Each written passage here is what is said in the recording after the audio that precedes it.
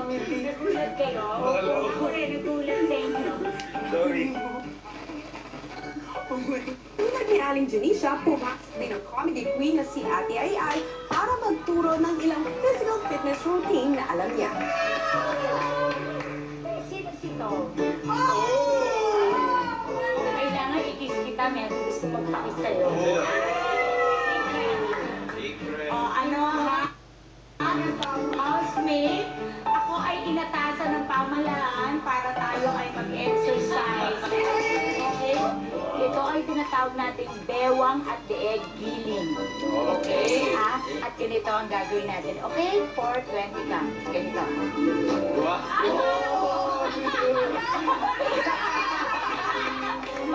Kailan nakakainin pala siya. At para mawala ang hilo ni Ai, Si Tom, pogi siya, tsaka maarte ako. 1, 2, 1, 2, 3. 1, 2, 1, 2, 3. Hawakan binti, gulong, gulong, gulong. 8, 7. Pagod ako, kuya, pero nag-enjoy ako sobra.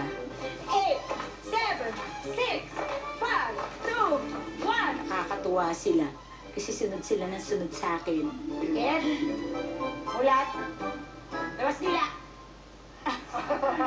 nang matapos ang ehersisyo, inikot ng housemates ang bisita sa kanilang bahay. Ito naman ang shower namin. Ito yung CR namin. Babae lalaki. Babae lalaki.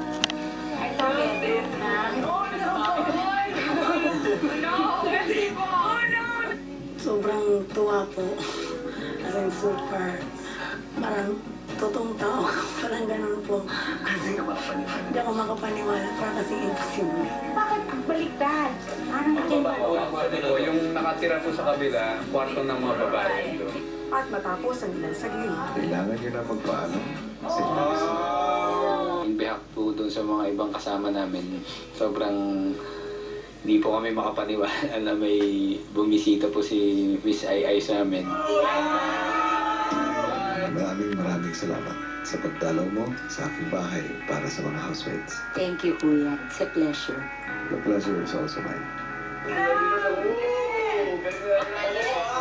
Galing ng surprise ni Kuya. Gusto ba may totoong tao pala sila? Ano? Alam mo, drawing.